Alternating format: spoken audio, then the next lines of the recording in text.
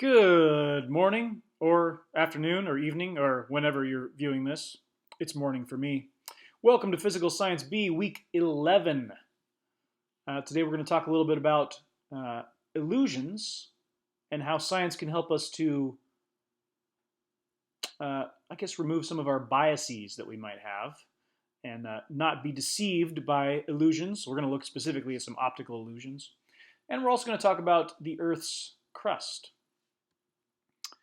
because you guys are learning how what's inside the Earth. I guess not just the crust, but all of the Earth. We're going to see what the Earth is made of and how we know, or how we think we know, what it's made of. So, first discussion question or lecture question I'd like you to answer is, what do you think we can learn from illusions like this M.C. Escher drawing? If you follow the water here, I think you'll begin to see this is an illusion. Something doesn't quite add up.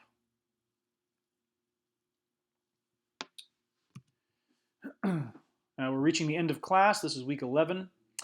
Only 1 week left, and we're studying Earth's structure and history, but of course we're always studying science at the same time. Specifically, we're going to look at the scientific method and understanding experimental control, how we control experiments to make sure we're connecting a cause to an effect, and that effect is not being produced by other causes that we're not considering or not controlling. That's the importance of experimental control when conducting scientific investigations.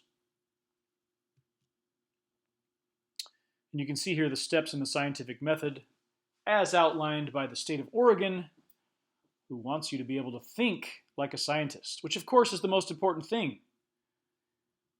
School shouldn't be as much about teaching you stuff as about teaching you how to think so that you can learn stuff on your own and so that you want to. So here are the steps in the scientific method we've talked about, and employing these will help you arrive at truth, even sometimes truths that you don't expect. And we can summarize them briefly by remembering that we think about something that we find intriguing or want to know more about. Then we research that thing to see what humanity already knows about it. Then we make a guess about what we think the case is or the explanation is. And then we find a way to test that guess or hypothesis. So think, research, guess, and test. So last week we talked about Derek Muller's video and the link between, or the putative link between cell phone usage and brain tumors. And I'd like you to recall, is there a connection? Did he see a connection? Did the data show that there's a connection between cell phone use and the incidence of brain tumors? Well, not really, right? Not convincingly anyway. Well, the hard thing, of course, is to do experiments. You're trying to connect two variables. You're trying to connect an independent variable, which is a predicted cause, in this case, the use of a cell phone, to a dependent variable, a variable you're assuming depends on that cause, which is brain tumors, the incidence of malignant brain tumors. And you can actually see that in the last, well, this only started in 2007, I guess. But during those 10 years, when you would imagine cell phone use was on the rise, there was also a rise in the incidence of brain tumors. And you might think, well, that's logical then. Cell phones must cause brain tumors, right? The problem is that this data doesn't include experimental control. We can't really control this experiment, and I'll explain why in a little bit.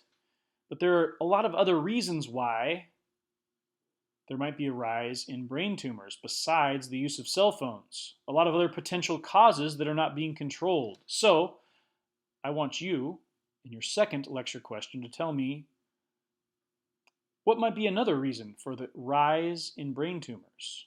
What's another possible cause that might produce this effect?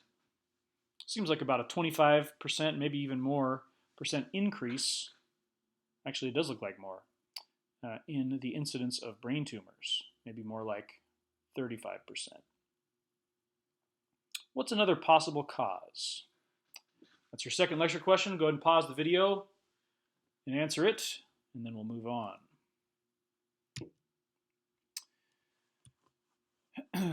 Well, to convincingly connect a cause to an effect, you need to control all the other variables, potential causes. Now, some of them might be, well, maybe we're using microwaves more.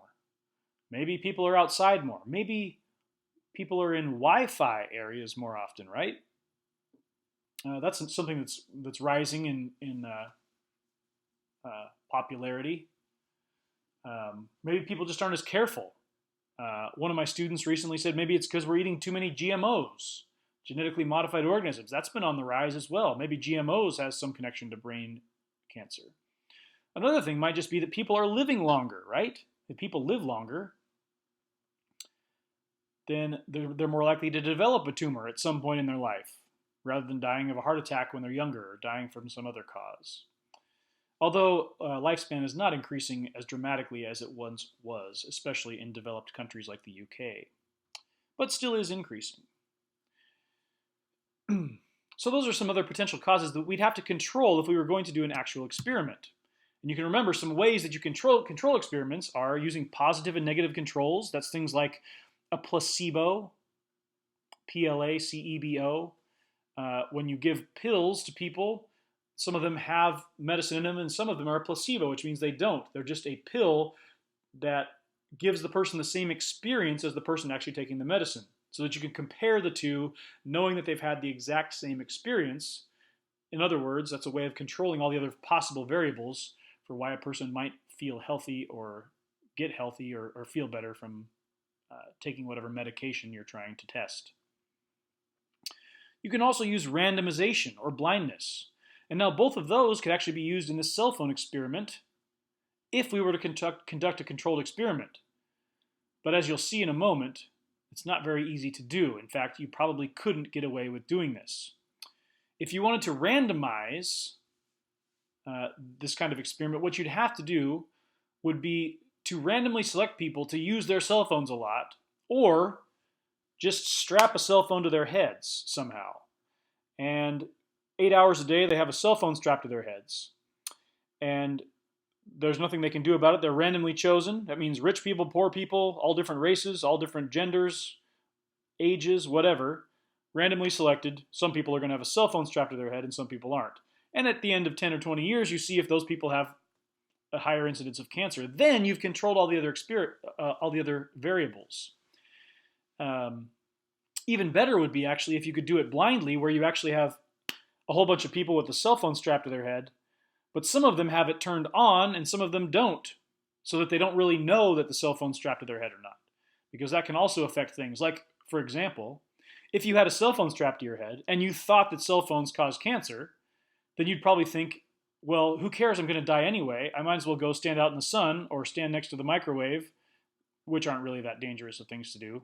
The sun can be. Or go to a radioactive waste site or do any other kinds of dangerous things that might cause you to get cancer also. So being blind about whether or not you have that cell phone is going to control that possible variable as well. The death wish variable, we might call it. So those are some ways that we could control this experiment, but of course we can't get away with that because it would be unethical if you even had the slightest hint that maybe cell phones could cause cancer, not to mention the fact that nobody's going to go along with it, but it'd be unethical to strap a phone to someone's head or to do something that's potentially dangerous. So those are some of the ways we could control that experiment. So now let's think about illusion. You may have seen this dress going around the internet. And for your third discussion question, I'd like you to tell me if you think it's black and blue or if you think it's gold and white. A couple of years ago, this was a huge controversy. People would literally fight with each other over whether or not this dress was gold and white or black and blue. So go ahead and record your answer, and we'll move on. And the fact that people can be deceived seeing the same things with their eyes is the reason why we have to control our experiments. We want to try to measure data with numbers and ways that bias bias, won't affect. Because we all have a certain perception of things, and that can affect our results. Don't believe me? Ha! Try this.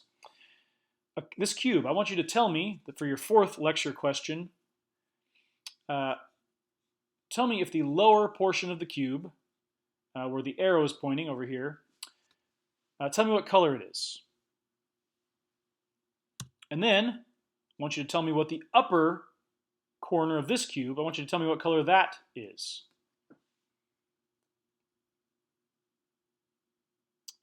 And now I want to tell you that those are the exact same color.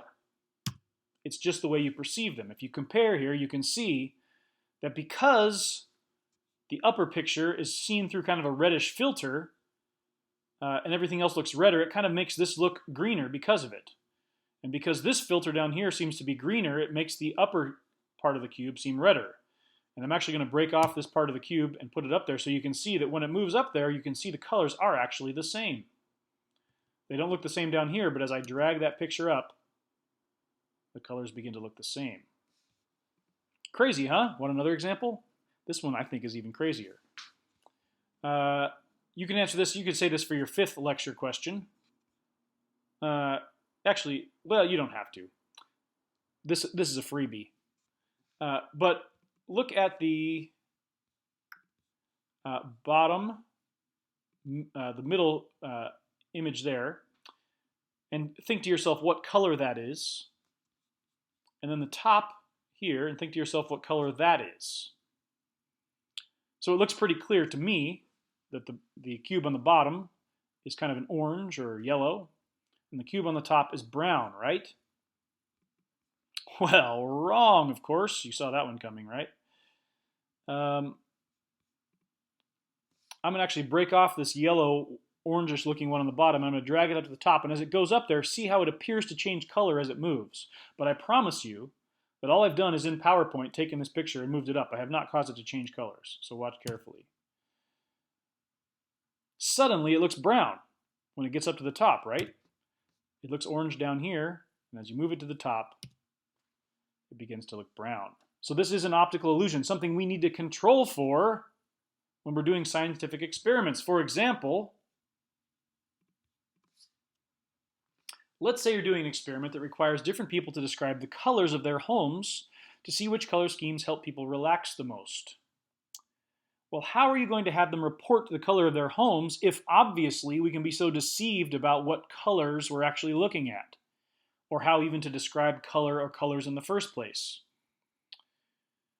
So I want you to come up with an example for, this is your fifth now lecture question.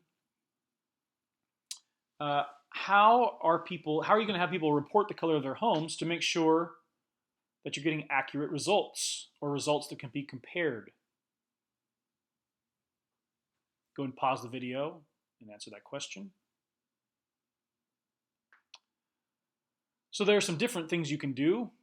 You could have other people judge it for themselves. They could take pictures and send them in, and you could have a team of people that decide what color scheme that is, or what color scheme that would count as. You could also go to the homes yourself, or give people kind of a color wheel like this, and have them pick the 3 most prominent colors in their house and determine, where they fall within this color wheel. Maybe that could help you have better, more accurate results or reporting for this kind of an experiment. Obviously, a pretty tricky experiment to do in a way that controls for all the variables. All right, well, finally, I just want to look a little bit at how we know what's inside the Earth. How do we know that the Earth is hot on the inside? How do we know that the crust is, 20 miles thick, roughly? How do we know that the mantle is as thick as it is? How do we know that the mantle there's convection going on that's causing the crust to move around? Because humans have only been, in fact, this is the mine right here that you're looking at, the Tau Tona mine in South Africa, which is a gold mine. And the deepest that humans have ever been under the earth is 2.4 miles in this mine. So how do we know that the crust is another 20 miles beyond that extends that far, and then there's mantle? if we've never been that far? Well, we have actually drilled a little bit farther than we've gone as humans. So in fact, there's a cap here, but this is where the Kola super deep bore hole in Russia is. And the Russians, just kind of for the heck of it, drilled down 7 miles into the crust, which is about a third of the way through the crust, which is, at that point anyway, about 22 miles. And they just discovered basically that it got hotter, but that's about it. Well, they did discover actually some rocks. When they got down there, they got to rocks that were 2.5 billion years or older, from the Archean era, which are pretty old rocks and are fairly rare at the surface of the Earth. But still, how do we know that the crust ends after 22 miles if we've only drilled down 7 miles?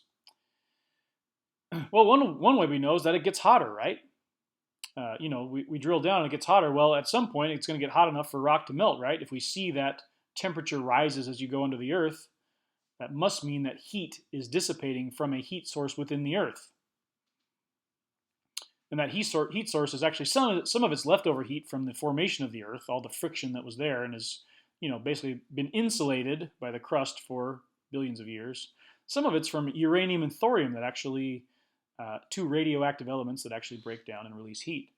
Be that as it may, we know that the inside of the Earth is hot. In fact, in this Tautona mine, the miners that go down in there to mine things at more than 2 miles beneath the surface of the Earth, can you imagine going that deep below the surface of the Earth? There are about 5 deaths, by the way, from accidents at this mine every year. Mining is a dangerous job. But if you go down 2 miles under the Earth, it gets hotter. In fact, the walls of the cave, when you get down that deep into the mine, are about 140 degrees, which would also kill you, except they actually pump air conditioning down there because otherwise the people would not survive. They still only get it down to about 80 degrees with the air conditioning, but at least that's a livable temperature. They extract about 7 tons of gold out of this mine per year, by the way, so it is worthwhile, I guess, because that's a lot of gold, to keep this mine open, at least for the time being. I have no idea why they drilled it like this, though, with this giant sort of weird-looking hole in the ground. Doesn't it look frightening? It kind of reminds me of that Star Wars... isn't there a big hole like in Star Wars, but it's actually like the people fall into it, but it's like a creature that they fall... I don't... if you've seen it, you know what I'm talking about. So it gets hotter, which is one of the ways that we know that there's a mantle of sort of a semi-solid... it's not really a liquid. It is semi-solid, even though it looks liquid here. That's actually causing plate tectonics. So you can see how this convection happens where it's heated near the center of the Earth and it moves up into these areas where there's a divergent plate boundary, like the center of the Atlantic Ocean. And at that boundary, it actually begins to push the crustal plates apart that are resting on top of it. And we know that's the case because we know from satellite measurements that the crustal plates are moving at about an inch or 2 a year, about as fast as your fingernails grow. And then we know that that one plate is subducting under the other and probably then melting, at least partially, as it goes back under the Earth. And because we get all these volcanoes where that happens, we know there must be a lot of friction there. So that makes a lot of sense because volcanoes always happen at those convergent boundaries where one plate is going under the other. You can see that all in this GIF image. So that's one way, the heat and the characteristics of magma at certain temperatures that we know, well, that must be what's going on under the Earth. We know, as I've already mentioned, that the continents are drifting, and there's a giant ridge in the center of the Atlantic Ocean with new rock near it and older rock as you get closer and closer to Africa on one side and South America and North America on the other side of that mid-Atlantic ridge. So measuring those rocks is another way we see that those continental plates have been moving for a long period of time. But that doesn't really tell us what's going on even deeper in the Earth. Like, how do we know that there's an inner core and a solid core in the middle? Well, some of it's from physics and from our best guess. Some of it's from the magnetic field around the Earth. And we know that magnetic field must come from a sort of dynamo or a movement uh, um, of metal, magnetic metals in a certain way within the Earth. Um, but another way is by analyzing earthquakes, and that's what this image shows here. It shows this place called a shadow zone. And the shadow zone sounds like the Twilight Zone, doesn't it? Of course, you guys probably don't even know what show that is, right? The shadow zone is a place where earthquakes aren't actually felt. You can imagine that when an earthquake happens on one side of the Earth, you would imagine that anywhere on Earth you should be able to feel that earthquake. Well, the seismic waves don't travel the same way through liquids as they do through solids, or semi-solids in the case of the mantle. And so we can actually measure how those earthquakes, where we actually still can sense them, which is just past about 90 degrees from where the incident took place, and where we can no longer actually feel the earthquake because the seismic wave gets bent as it passes through this liquid and then is going to be deflected down towards here. And that's also how we determine that this must be a solid iron core in the middle. But those are a couple of the ways that we have determined, or think we've determined, what the internal structure of the Earth is like, and also what materials it's made of. All right. That's all I got for today. Thanks very much. Have a great day. Make it a great day. And next week we'll have our last class.